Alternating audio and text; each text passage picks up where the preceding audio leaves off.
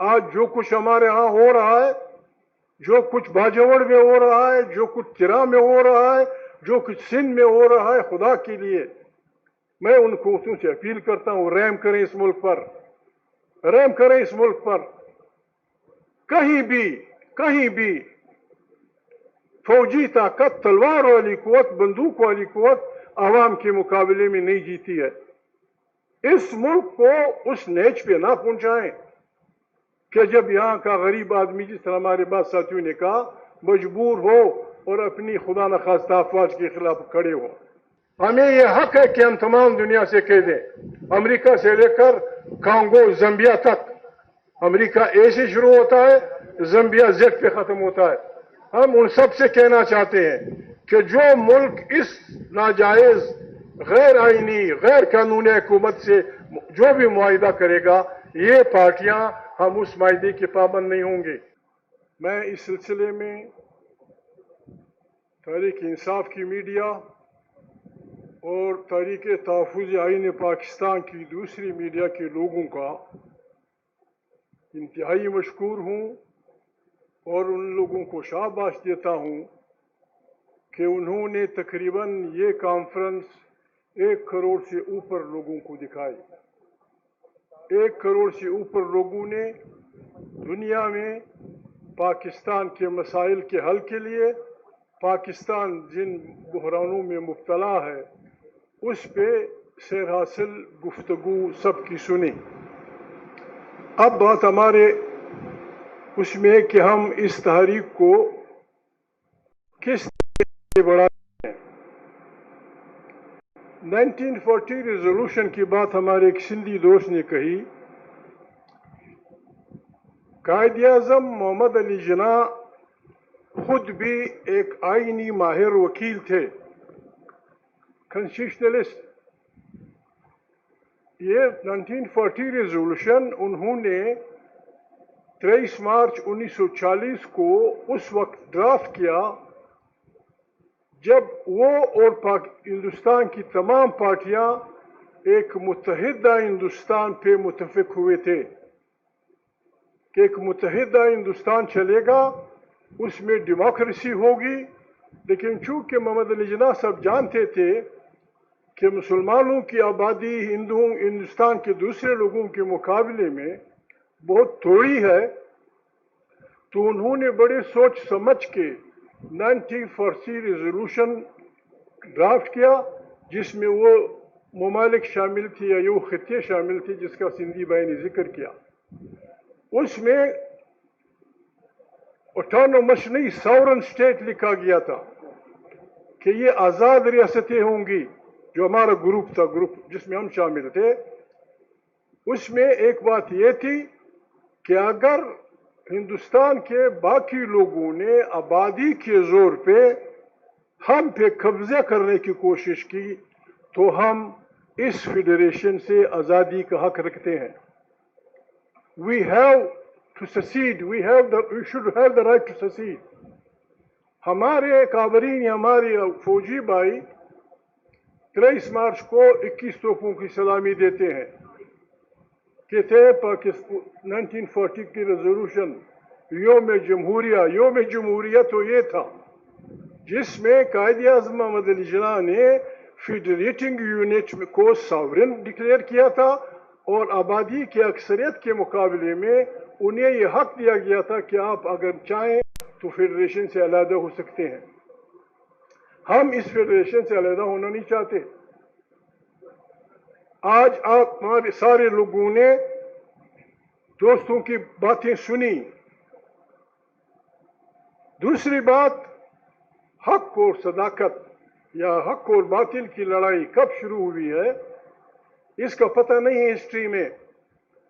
میں نے کہیں پڑھا تھا، ایک عالم آدمی نے کہا تھا کہ حق و باطل کی لڑائی اس دن شروع ہوئی جب پہلے انسان نے جبر کے مقابلے میں نہیں کہا، جب پہلے انسان نے جابر قوت کے سامنے نو کہا، اس دن سے حق و باطل کی لڑائی شروع ہے۔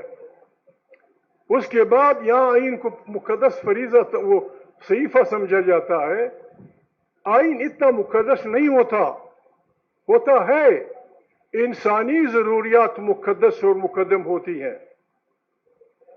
جب سے انسان اس لائق ہوا کہ اس کا رابطہ اللہ سے ہو، جو لوگ خدا پہ یقین رکھتے ہیں، اس وقت سے اللہ پاک نے جن لوگوں کو انبیاء، رسول، پیغمبر اور وہ بنائے، یا جو لوگ دنیا میں انقلابیوں کے نام سے مشہور ہیں، ان سب میں ایک قدر مشترک ہے.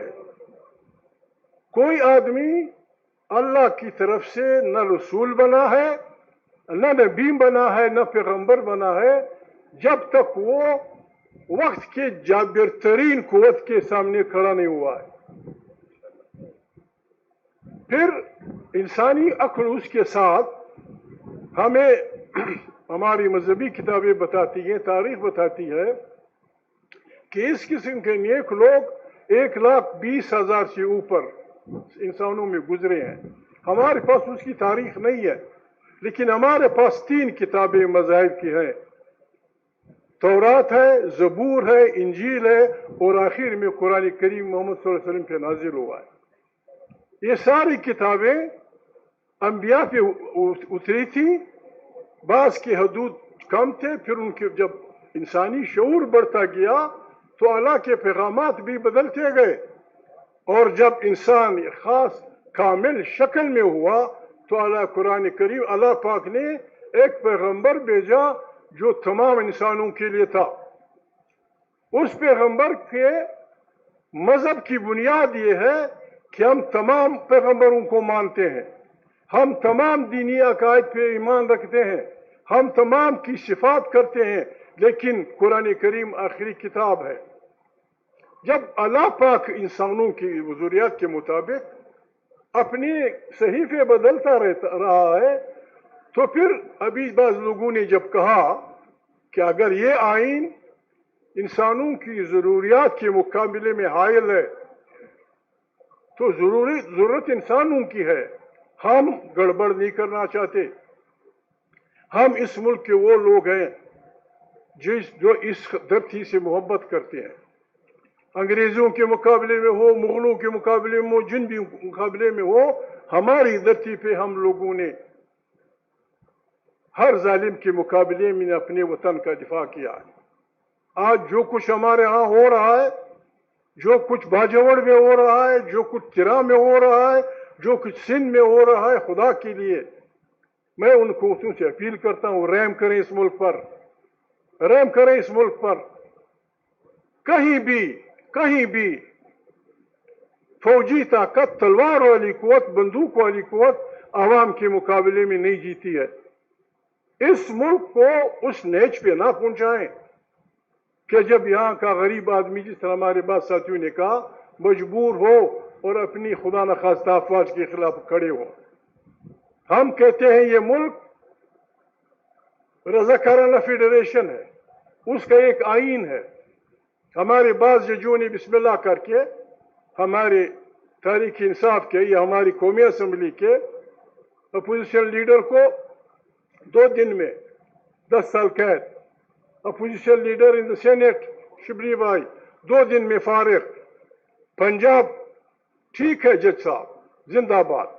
آپ کی وزڈم کی، آپ کے انصاف کی ہم داد دیں گے. جب آپ یہ جو موجودہ حکومت ہے، آپ اپنے دل پہ عرض رکھیں جج صاحب، آپ اپنی ضمیر پہ حق رکھیں کہ یہ جو موجودہ حکمران ہے، 9 مئی کو کیا ہوا تھا؟ کچھ گڑبڑ ہوئی تھی. عمران خان نے جیل سے پیغام بھیجا تھا کہ کمیشن بنائے، تحقیقات کریں، جو گناہ گار ہے اس کو سزا دو، جو نہیں چھوڑ دو. آپ ایک ایسی حکومت، دہشت گردی یہ نہیں ہے کہ ایک چوراہے میں ہے، ایک چوراہے میں بم پھاڑنا یہ دہشت گردی ہے، کسی آدمی کو مجبور کرنا یہ دہشت گردی ہے، کسی کو رینسم کے لیے پکڑنا دہشت گردی ہے. لیکن آپ نے 7 فروری کی رات کو 20 کروڑ انسانوں کو دہشت گرد کیا، بندوق کے زور پہ، پیسے کے زور پہ. آپ نے تمام پاکستان میں دہشت گردی کر کے یہ حکومت بنا لی.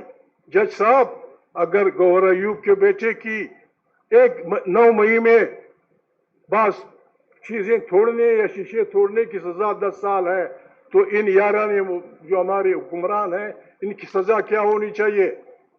ان کی سزا کون دے گا؟ ہم تاریخ انصاف، ہم اس تاریخ کے لوگ، ہم ہر اس جج کا نام لکھیں گے، ہر اس پولیس افسر کا نام لکھیں گے، ہر اس فوجی افسر کا نام لکھیں گے جو لوگوں کی عزتوں سے کھیل رہا ہے۔ وقت آئے گا، وقت آئے گا، عوام کی عدالتیں لگیں گی، عوام متحد ہوں گے، ہماری مائیں بیٹے ہمارے ساتھ ہوں گی۔ جس طرح سندھی بھائی نے کہا تھا، انشاءاللہ ہم عوام کی ہم کسی کو ماریں گے نہیں، ہم کسی کو پتھر نہیں ماریں گے، گالیاں نہیں دیں گے، لیکن ہمارا یہ فیصلہ ہے کہ اس ملک پہ عوام کی بادشاہی ہوگی، عوام کی مرضی کی بادشاہی ہوگی، عوام کی طاقت کی بادشاہی ہوگی۔ سندھ کا مالک سندھ کا مانو ہوگا، بلوچستان کا مالک بلوچ غریب ہوگا، پشتونخوا کا مالک غریب پشتون ہوگا، پنجاب کا مالک غریب پنجابی ہوگا۔ جنرل صاحب آگے بڑھیے، جنرل صاحب مہربانی کریں، آپ سیالکوٹ کے ایک خاندان کے 15-20 آدمی 4 گھنٹے کھڑے رہے، آپ کا کوئی ہیلی کاپٹر نہیں تھا، وہ غریب بہ گئے، اور کسی باہمت انسان نے، کسی مسلمان نے استعفا بھی نہیں دیا، کسی نے ذمہ داری بھی قبول نہیں کی۔ اب آپ کرفیو لگا کے باجوڑ کے غریب بچوں کو مار رہے ہیں۔ ہماری ماؤں نے بچے ایسے نہیں جنے ہیں، ہماری ماؤں نے بچے اس طرح نہیں جنے ہیں کہ جس کا جی چاہے ہمارے بچوں کو مارے۔ ہمارے بچے سے میرے مراد سندھ کا ہو، پنجاب کا ہو، ہندو ہو، سکھ ہو، عیسائی ہو، وہ ہمارا بچہ ہے۔ ہمارے بچے ایسے نہیں جنے۔ پشتونخوا وطن بڑے خطرناک لوگوں کا وطن ہے۔ میں دھمکی نہیں دینا چاہتا، کسی پشتون نے اپنے پیارے کا بدلہ 40 سال بعد لیا تو دوسرے نے بولا یار تو نے بڑی جلدی نہیں کی۔ یہاں لوگ صدق نہ اس کو مانوں گا، ہم سب مانیں گے، عالم دین بھی مانے گا، ہندو بھی مانے گا، مسلمان بھی مانے گا، آپ کو بھی ماننا پڑے گا۔ اور جو آدمی آئین کے دائرے سے نکلے گا اس کا پاکستان پہ نہ حکمرانی کا حق ہے نہ ہم نے تسلیم کرنا ہے۔ ہمارا کسی سے جھگڑا نہیں ہے، پاکستان ہمارا ملک ہے، ہمارے بچے بھوکوں مر رہے ہیں، ہمارے غربت کی لکیر سے نیچے 47% لوگ چلے گئے ہیں۔ ان کے لیے تاریخ تحفظ آئین پاکستان اپنی تاریخ چلائے گی۔ میں تاریخ انصاف کے کارکنوں کو ریکویسٹ کرتا ہوں، آپ اپنے کابرین کو تنگ نہ کریں، آپ اپنے جو آپ کابرین ہیں کہ بسم اللہ کرو، جلدی نکلو ورنہ ہم یہ کر دیں گے، ہم وہ کر دیں گے۔ یہ آپ کیا کابرین ہیں؟ آپ ہمارے بچے ہیں، آپ کو ہم وہ ملنگ، ہم اس کو پھسپلانے کہتے ہیں، جو ملنگ لوگ آپ پہ ڈال کے وہ کرتے ہیں۔ ہمارے بچے ہمارے لیے اسپلنی نہیں ہے کہ ہم اپنی خواہش کے مطابق انہیں موت کے حوالے کریں، لیکن ہم نے اکٹھے مل کر ہم نے تاریخ چلانی ہے۔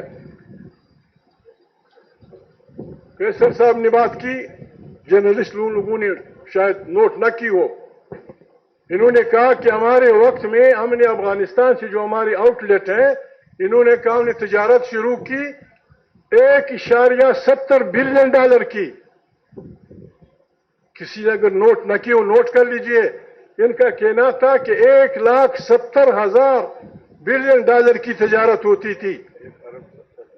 پتہ نہیں کتنے ہوئے بلین، آج وہ ملین میں آ گئی ہے۔ ہمیں دکھ ہوتا ہے، یہ نہیں کہ پنجاب سے ہمارا گلہ ہے۔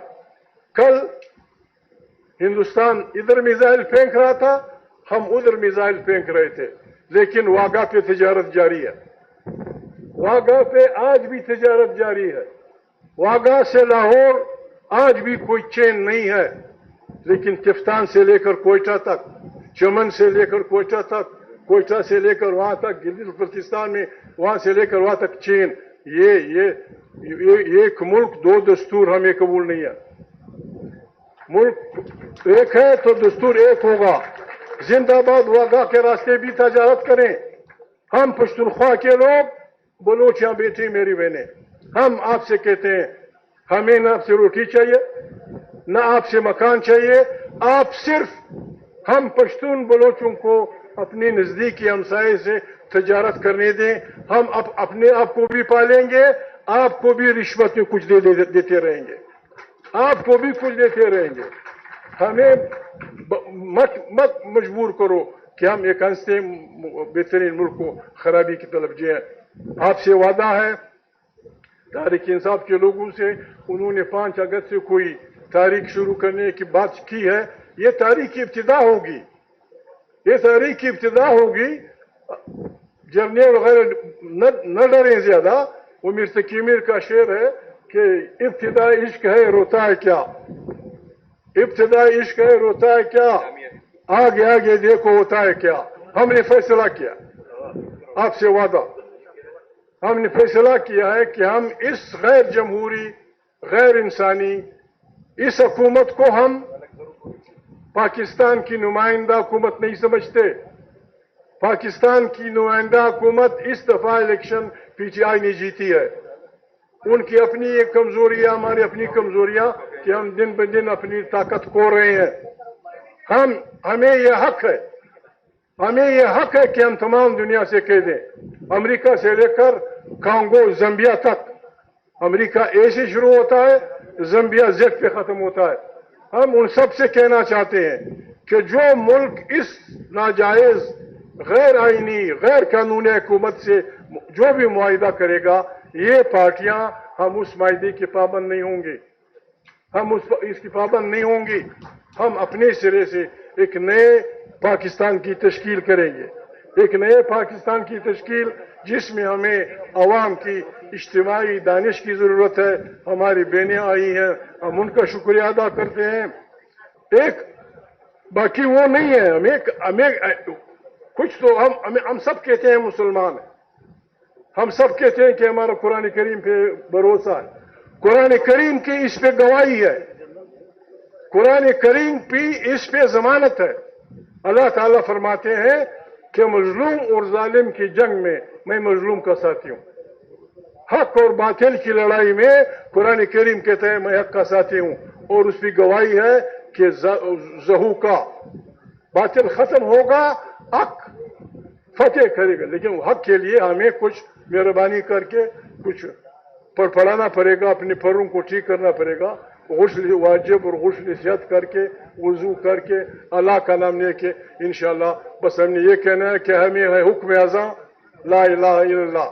ہم نے حق کی آواز نکالنی ہے, پاکستان کے عوام ہمارا ساتھ دیں گے. نہ ہم نے کسی کو مارنا ہے, نہ کسی سے جھگڑنا ہے, نہ کسی سے وہ کرنا ہے, لیکن جج صاحبان خدا کے لیے